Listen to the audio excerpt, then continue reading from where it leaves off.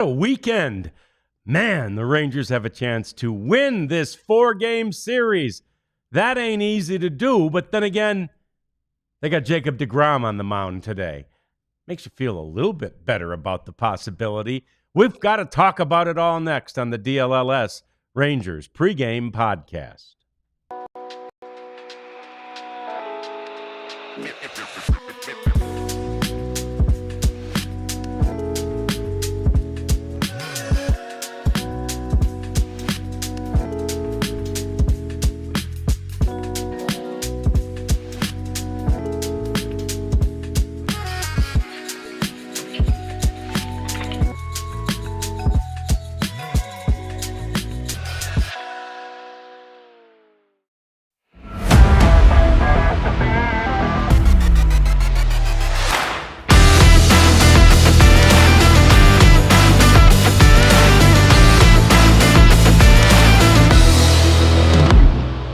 Not quite a Christmas day or even an opening day type feeling as I woke up today, but I'd felt excitement. There was excitement in the air because it's deGrom Day.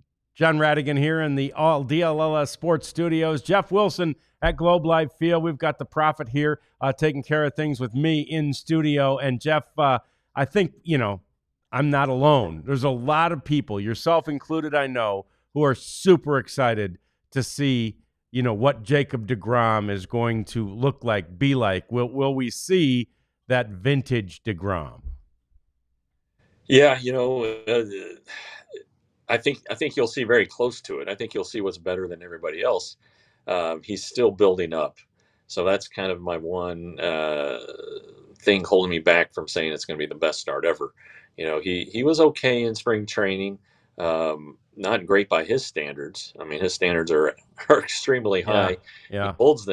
He holds himself to them, but he likes where his mechanics are. They were trending the right way after the Royals start Tuesday. So, another 4 or 5 days to work on the mechanics and get where they need to be. And I think it's going to be good, And if this was I don't know, just a few years ago, pre-Tommy John, you'd probably be thinking, hey, he's going to go out and give at least 6 or 7 innings. I think he's going to be capped at probably 5 or 75 pitches.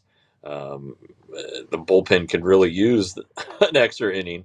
I don't know if they'll give it to deGrom, but he's going to go out there and pitch, and everybody's going to be like, hey, this is pretty good. Yeah, and that's the thing. I mean, it's just you notice it. You will notice it as a viewer watching him pitch. And Jeff, I liken it to the closest thing we have in Rangers history. Well, we have two. Back to Nolan Ryan's day, right? I mean, you loved to watch Nolan pitch, and I don't remember Fergie Jenkins' days. Maybe you did then too, but then Cliff Lee more recently, and it was like I don't even care about watching the half inning where the Rangers hit. I just want to see this guy pitch. And that's kind of how I feel about deGrom today. Lee, and the thing is, Lee wasn't that great in the regular season. He was fantastic in the postseason until the World Series.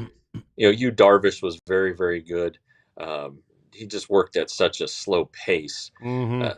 I think that the thing that you're going to recognize about deGrom is he doesn't have wild misses.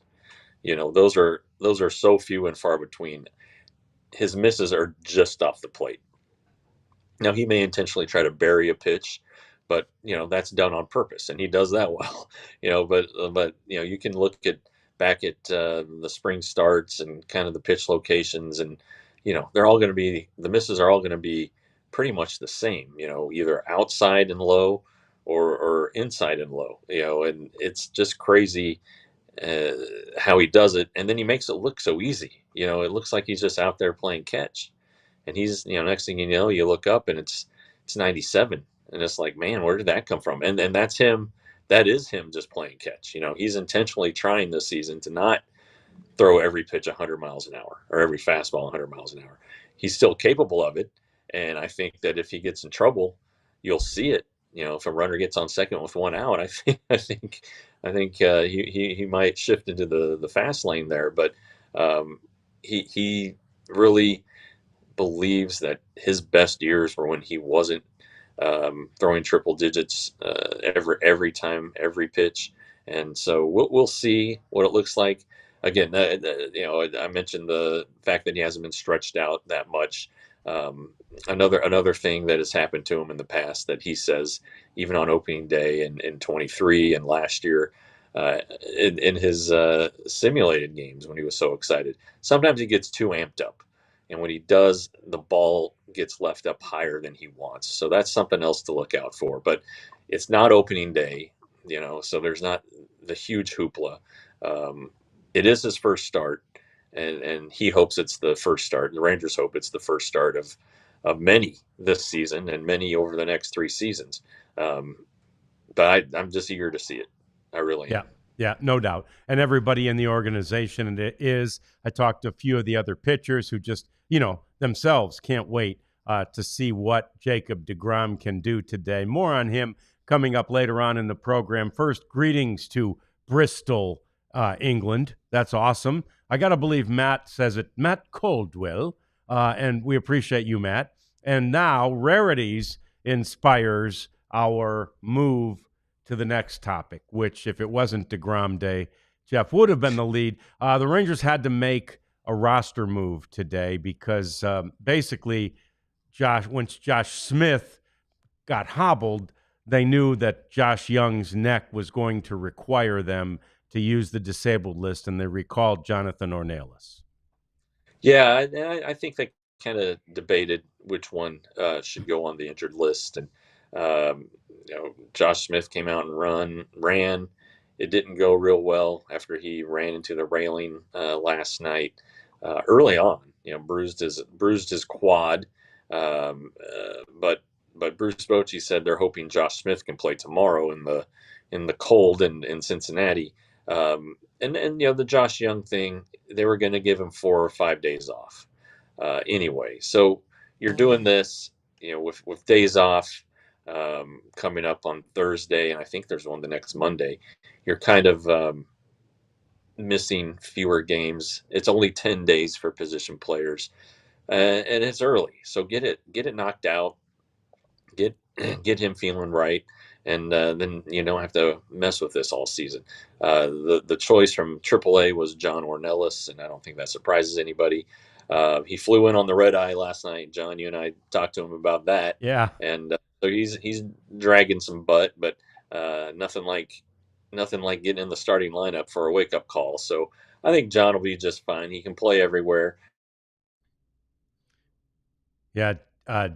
Jeff gone for just a minute. We'll reestablish contact with him. Ornelas came in from Seattle, where he had been with the minor league club. So he had a long overnight flight. But there's nothing like Jeff was starting to say, a major league baseball game, and the fact that you get to start. And we'll show the lineup in just a moment. But there's nothing like a major league baseball game to get your adrenaline flowing and to help you overcome things like, I'm a little tired today after flying all night. Yeah, it's a pretty good opportunity for him to get fired up and to get pumped up. And then, of course, right after the game, he'll get on a plane with the rest of the team, and they will head to Cincinnati. Couple of things from Mark and Dustin both. I was thinking, okay, Jeff, I was just finishing up the Ornelas point. A couple of comments on the chat from Mark and Dustin about Josh, and at what point Young, that is, and at what point, like, all of a sudden do we think injury prone? And I know we always have said he's not injury prone because it's not these soft tissue injuries and things like that. And I was thinking, though, about the same thing when I was driving here from the ballpark today. And, it's, first of all, I feel terrible for Josh Young. There's nobody that wants to be out there more than him. They all want to be out there. Nobody wants to be out there more than him. So it's killing him. And it is a very confounding situation that there are so many different little things that have plagued him. Well, the things that have plagued him aren't little. It's broken bones, torn labrum, broken foot. These are significant injuries, and they're freak injuries. You can't do anything about getting hit in the wrist by a fastball. That happens to everybody. It's happened to Corey Seager. You can name guys it's happened to throughout baseball, not just the Rangers. Um, so honestly, if you want to look at it in a weird way, going on the 10-day IL is an improvement. I mean, this is something that's they expect will be gone in 4 or 5 days. And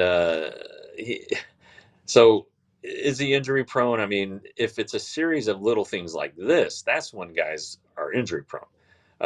This is to this point, we think, and the Rangers think he's just terribly, terribly, terribly unlucky. Now if look, if this is just a muscle that's acting up, something like that, he's going to be fine. There's been no indication or even talk about, oh, he's got a herniated disc or something. It is something that would be terrible. So I'm just still not ready to say he's injury prone. He's not. When I think of somebody who's injury prone, I think of somebody like Adrian Beltre at the end of his career, where he was pulling muscles left and right, and guys like that. These are just freakish things that a lot of times he can't do anything about. It's bad luck, I think, and but it's something to watch. If this lingers, then yeah, maybe it's like, shoot, maybe he is a Yeah. little bit injury prone, or maybe he is this year at least. Yeah, and that's a great point. And I liked your response in the chat. It's just he's snake bit. He's not injury prone. And the other thought on that we talked about in the clubhouse at some point, and this speaks to the Adrian Beltre thing, but at some point the body just says you can't do this game anymore. It's too unnatural of all these actions and motions and movements for your body. And we talked in the clubhouse about a la Max Scherzer. I mean, he's Yeah, already going to have to hit the IL up there in Toronto because of, now it's called thumb, problems, but it was initially diagnosed as something else. So anyway, the point is, at some point, the body just says no. Josh Young's body ain't there. It ain't even close yet. correct. Yeah, and you're right. It's guys generally like Beltre at the end of his career, Scherzer who's on the way down here, winding it down, and really Max had been really really healthy until let's say the last 3 years. So there are things. Jacob DeGrom, was he injury prone? Well, he might have been there for a while. And then. So we'll see going forward. You hope he isn't, especially with all the money the Rangers have invested in him. Um, I'm willing to give Josh the benefit of the doubt because of the nature of his injuries. Yeah, no doubt. And great thought from I Love Misty there. Guess Odolis is fine after the hit by pitch. And that's one that could have looked like it was going to do, the same, horrible damage just with where it got him. Yeah, let's see him throw. That's one thing. You want to see the throw, and if that'll be affected on it. But he's in the lineup, and he stayed in the game. I can't imagine getting hit there. How much it hurts. I can't imagine getting hit by a No, pitch. agreed. Just how terrible it must feel. Um, Even if it doesn't do any harm, even if it's in your butt or your thigh, a nice meaty place. The hand's not meaty. So yeah, good to see him. He was in good spirits this morning in the Yeah. clubhouse, and there gave no indication that this is a lingering issue. Yeah, that's great. So it's funny too because so you look at the lineup today, and on getaway day, a lot of times you kind of look at the lineup and go, "Whoa, ooh, who's that?" Well, part of it is fueled by Jeff. This time, the injury and the move, and the Josh Smith is not available, and the fact that Corey Seager, in this case, we thought you said, I think on Friday or maybe even Thursday, you thought Corey would get a day in this series, and that has happened today. So you look at that lineup, and if you wonder, there's your answer to all those sorts of questions. Yeah, and Corey Seager, you can make a hell of a case that Corey Seager is injury prone. Okay, you really can. So, and he was dealing with the calf thing. DH'd in the opener, played shortstop the last 2 nights. probably not a bad idea to give them a day off. They're headed to Cincinnati. The weather's going to be crappy, so give him a day, let him heal up as much as he can, or rest as much as he can. Maybe he's available off the bench. I mean, when Corey's off, he likes to be off. Bruce Bochy, though, has a way of coaxing guys into doing things they don't want to do. But yeah, so the bottom of the lineup, you probably don't feel as good about it as you did in the last 2 days, but um, it'll be fine. The Rangers will figure out a way to scratch together some runs, and the hope is that with DeGrom, you don't need a ton. Now, it would be nice for the bullpen if the Rangers could get out to about a 10-1 lead. And that way you could maybe stretch a guy a little bit further after using so many relievers yesterday. Most of the bullpen, those available. I don't think Milner would be available or Webb, but I think the rest of them are pretty much good to go. Even Garcia, who seemed to throw a lot of pitches again in his inning yesterday. So they're okay there. If something goes wrong early on with DeGrom, then tomorrow they might have to make a move for a pitcher. But even Garabito is probably available for an inning after he threw two really good innings last night. Yeah, and Boach was saying before the game, really, I think it's pretty much just Hobie Milner. He threw 2 days in a row, and I think approached Right. 40 pitches. So Hobie's out, but the other guys are all good to go, which is a huge accomplishment. I really did think there'd be a move, maybe another move today to shore up that bullpen. So good, and part of that is that it's early in the year.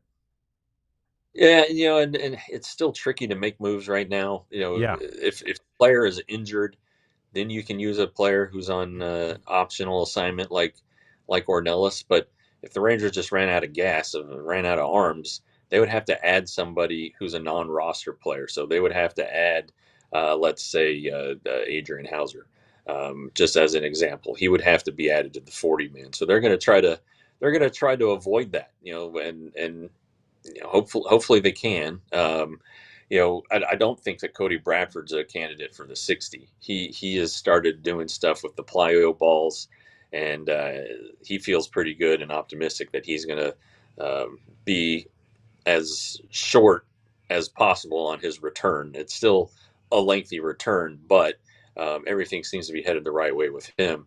But yeah, I mean that's a definite possibility if if they have to run through 4, 5, 6 relievers again today, you could definitely see a roster move tomorrow.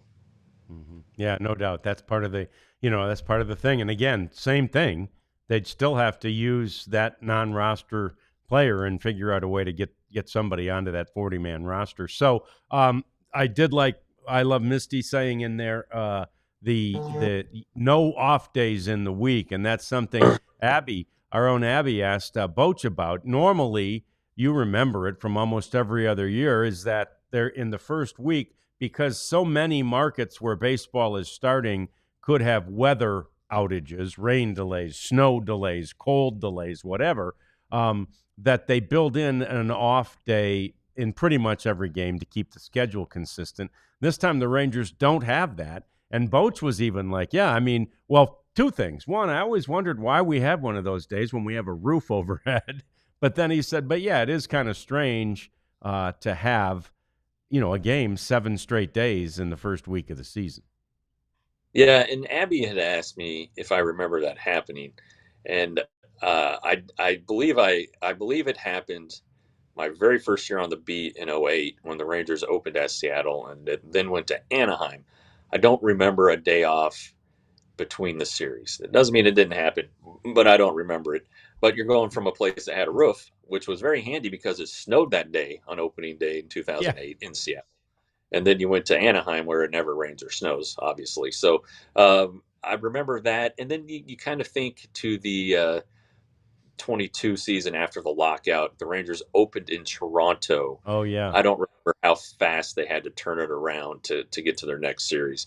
But the point is well taken. It doesn't happen very often, No. uh, And there were, yeah, in that 22 season, you're right. I mean, it got compressed just a little bit. Not a lot, but a little bit. So there were some off days that yeah. were changed and lost and things like that. Yeah. Yeah, Yeah. so So, because they wanted to make but sure they got a full season in. yeah, and the point's well taken though, because um, you know, teams were teams played Friday or Thursday and were off Friday. And uh, God, I think the Mets are off. Maybe they aren't off today, but there's a weird off day in there somewhere for the Oh Mets. wow, Uh, yeah. so anyway, it is what it is, and the Rangers are going to have an off day coming up Thursday after the series at Cincinnati. 7 in a row is nothing for an MLB team. It No, just no, is. yeah. It is a little bit of a strain at the start of the year when the starting pitchers aren't quite stretched out yet. Yeah, once the season begins, the rule is you can't play more than 20 days in a row. So they will have plenty. They'll probably have I haven't looked, they probably have at least one or two of the 20-day stretches where they play every day. And again, they're just used to that. That's just part of it. Sort of, as they say, that comes with the dinner. All right, let's talk about some of the highlights of this weekend, Jeff. And let's start with the first major league win, because we haven't been on since Friday when we were previewing this, the first major league win for Jack Leiter. Yeah, big deal. I think he tried to downplay it a little bit afterward. He gave credit to Jonah Heim, who hit the 2 homers and helped him get through his 5 innings. But um, you know, that's the best that we've seen Jack Leiter. I know he pitched well last year against the Yankees, and they let him go into the sixth, and it fell apart on him there. But he did it really with his fastball. His fastball was really good. His off-speed pitches weren't as good as they had been at spring training, or else the at bats he was facing were better, which is also another possibility. Um, but to get the win, even in an era where the pitching victory is not as valued by a lot of people. It's still valued by the manager and the pitching coach, and it should be managed by Jack, or should be appreciated by Jack Leiter, because um, yeah, he can win here. He can pitch his team to victories, and he hadn't done that yet. And so it's definitely something to build on. Fans who might have been concerned and had their seatbelts on, ready for a bumpy ride. I'm not saying it's not going to happen the rest of the way, but he just looked entirely different than he did it all last year, and looks like a guy who's going to be okay. Okay, he's not going to win the Cy Young this year, I don't think, but he's not going to have an 8.83 ERA like he did last year. Yeah, It's he's going to not. be it's going to be better. Yep. He doesn't look overwhelmed at all. And he kind of did look just mentally, physically overwhelmed as he went out there last year, with the possible exception, you're right, of that Yankees game. But you mentioned the other highlight of that game, and just great to see Jonah Heim, come through with those 2 bombs. I mean, that was, I'm sure for him, just such a relief, and get this weight, this albatross off my shoulder immediately. Yeah, yeah. The thing about Jonah, he wasn't in the opening day lineup, which you know, kind of kind of caught me a little bit by Yeah, surprise. Um, but Higashioka did have the better spring, and had worked with Evaldi a lot at the end of spring training. So I think that kind of carried into the regular season. But um, Jonah last year, at the end of last year, admitted that he had gotten in a slump and completely lost all of his confidence. And you can't go up there thinking you're going to make an out, because you're gonna you're gonna make it happen. You're gonna make an out. And he found something here in the last 10 days of spring training, and the start of the regular season, where something was working during batting practice, and it left him confident, and so he felt confident going into the games, and he feels confident now. And he hit the 2 home runs. The second one is the one that gave the Rangers a lead and put Jack Leiter in a position to win the game. If the Rangers get 25 to 30 home runs from their catchers, and yeah, Bruce Bochy mentioned it after the game, they're going to have a terrific offensive catching combination, production at that position, that teams just don't have. You could probably count on one hand the teams that have that kind of production from their catchers, and now the Rangers are going to be potentially in that group. So That's an advantage right there. I think that they're both really good defensively. Um, with the framing, you saw Jonah get us a big strike for Garcia last night in the seventh there, and Bruce Bochy joked today that Higashioka is so good that he's probably going to get Bochy thrown out of a game this year because Bochy will argue something that looked like a strike based on the way that Higashioka caught it. So the Rangers should feel good about catcher, but they needed to see something from Heim, and he did it as a left-handed hitter, which is not his best side. So good early indicators for Jonah Heim. Yes, excellent early indicators for him, and we've had in the chat people very intrigued by Higashioka. It was a great. It was the very first pickup of the offseason for the Rangers. It's something they targeted, and again at the time, Jeff, we said, "Oh, there it is, it's Matt." And we at the time we said, "This is a situation too where." It could well create less is more for Jonah Heim. Just give him some rest. Let him get a blow every other day or so. Yeah, there aren't a ton of catchers that go every day. That's just that hasn't been, and that's been the case for a long time. You don't have the 150 game catchers anymore. There's no more No, Pudge Rodriguez's or Jim Sundberg's or Johnny Bench's and Carlton Johnny Bench, Fisk's. yeah. Yeah, you take care of your catchers.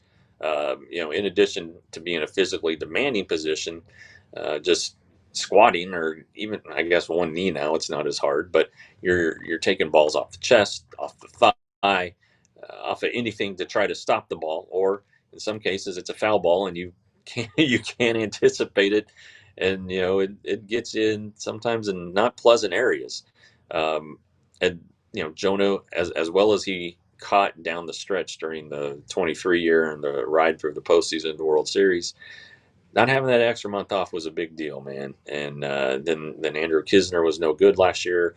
The offense was sputtering, so they needed their best guy. It was Heim, and he played too much. I just the Rangers realized that finally at the end of the year and admitted as much that Jonah was worn down. So they went and got him some help. He even understands and said to me in a story in January, my position, you just can't do what I've been doing. And he's a young player. He's still young. There's still some offensive development that can come out of him. And so everything lines up to work in his favor here. Yep. No doubt about that. Higashioka in there today, as we mentioned. And let's take a look at the pitching matchup for today's game. We've talked a lot about Jacob deGrom. He takes on Richard Fitz. Jeff, a young guy who, he's going to look at, you don't pitch against the other pitcher. You pitch against the other offense. But he's going to look across there and see that Jacob deGrom's the other pitcher. It's got to make him quake in his shoes a little bit. Yeah, I'll be perfectly honest. I had never heard of Richard Fitz until Wednesday when I saw the matchups for the series. So I don't know a lot about him. I hope he doesn't go by Dick. But it's going to be a pretty overwhelming thing for him to be in there this early in the season, making a start. He'll probably have some nerves. Now he will have the advantage that the Rangers, most of these hitters probably have not faced him, so there will be some uncertainty that works in his favor. But I think that he's going to have to be pretty good because the Rangers can hit even without Corey Seager in the lineup and with Jonathan Ornelas fresh off a red-eye flight in there. Mr. Fitz is going to have his hands full. Yeah, and again, that's one of the beauties of this offense thus far. And the first game was probably the aberration, but again, they were facing Garrett Crochet. But we've seen slug, we've seen a nice balance throughout the lineup in the offense, and a lot of aggression on the bases. Yeah, that's another thing that the Rangers have the ability to do, and they did it a lot in 23. They didn't do it so much last year, whether it be injuries that limited, like Adolis Garcia, let's say. Leody Taveras just wasn't on base a lot. Marcus Semien doesn't like running ahead of Corey Seager and opening up a base, but He did last night, and Bruce Bochy said if the pitcher is going to give it to us, we're going to take it. So that's another wrinkle of the offense, and something the Rangers did really well in spring training was run the bases. So that looks like, you got to find a way to generate runs, and this team didn't score runs last year, and any little bit will. Yep. Put a little pressure on the other team. That's what they do. That's what they did. That's how they've won 2 of the first 3. Let's make it 3 out of 4. With Jacob deGrom on the mound, it's baseball time in Texas. We will be back after the game with a post-game wrap-up of the Rangers against the Red Sox one more time. We'll see you after the game on the DLLS Rangers podcast. We all silly like the mayor.